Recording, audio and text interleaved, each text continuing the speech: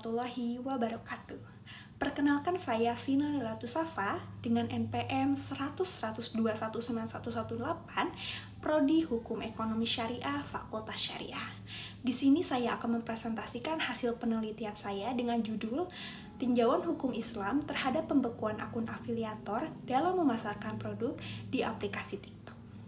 Agenda penelitian yang saya lakukan kali ini yaitu membahas mengenai latar belakang masalah, yang kedua mengenai identifikasi masalah, yang ketiga mengenai maksud dan tujuan penelitian ini dilakukan, yang keempat kerangka pemikiran, yang kelima tentang hasil temuan yang saya sudah lakukan, yang keenam mengenai pembahasan, dan yang terakhir mengenai kesimpulan dan saran.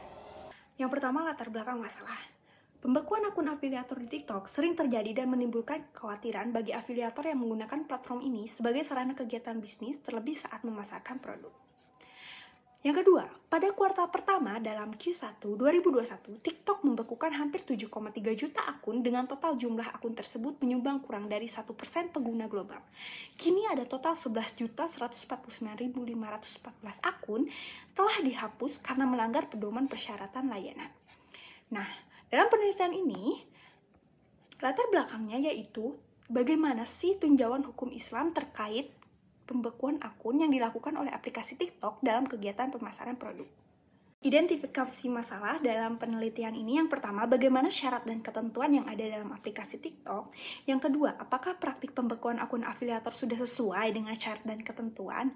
Lalu yang ketiga, bagaimana tinjauan hukum Islam terhadap pembekuan akun afiliator dalam memasarkan produk di aplikasi TikTok. Maksud dan tujuan dari penelitian ini yang pertama yaitu maksud dari penelitian ini, setiap kerjasama bisnis dalam Islam pasti memiliki ketentuan hukum yang berlaku dan tidak menyampingkan nilai-nilai Islam.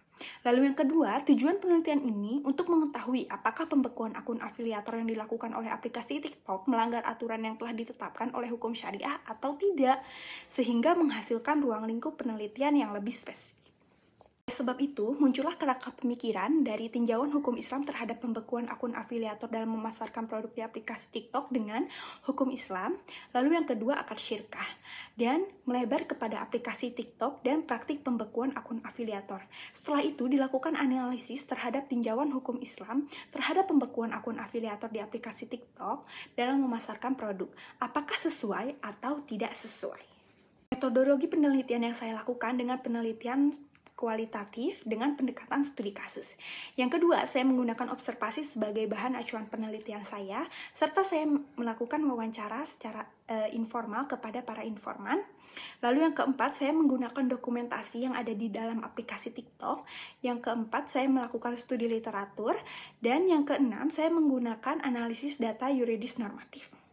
Hasil temuan yang saya temukan yaitu dalam aplikasi TikTok bisa saja menghapus konten yang melanggar peraturan. Yang kedua, TikTok menerapkan batasan usia untuk konten dewasa. Yang ketiga, TikTok mempertahankan setiap pengguna kelayakan deretan konten untuk pengguna. Dan yang keempat, memberdayakan komunitas TikTok.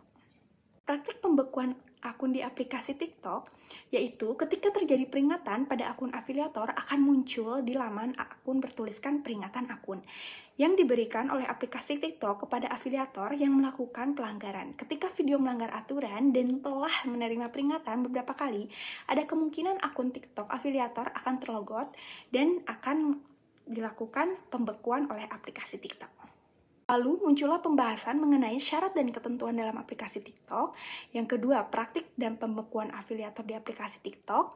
Yang ketiga, tinjauan hukum Islam terhadap pembekuan akun di aplikasi TikTok. Kesimpulannya yaitu syarat dan ketentuan di aplikasi TikTok sudah sesuai dengan prinsip-prinsip dalam hukum Islam yang mencakup mengenai larangan konten negatif termasuk pornografi, kekerasan, penghinaan, penistaan agama, dan lain sebagainya.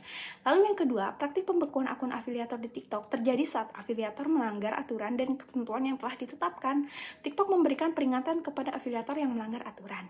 Yang ketiga, pembekuan akun afiliator di TikTok menurut perspektif hukum Islam didasarkan pada fakta bahwa syarat dan ketentuan TikTok menekankan pada nilai akhlak, etika, moral yang tinggi.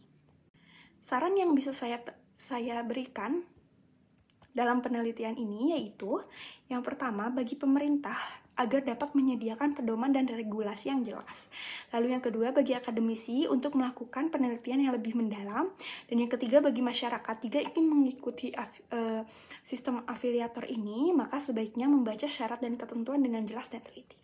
Sekian presentasi dari saya. Terima kasih. Wassalamualaikum warahmatullahi wabarakatuh.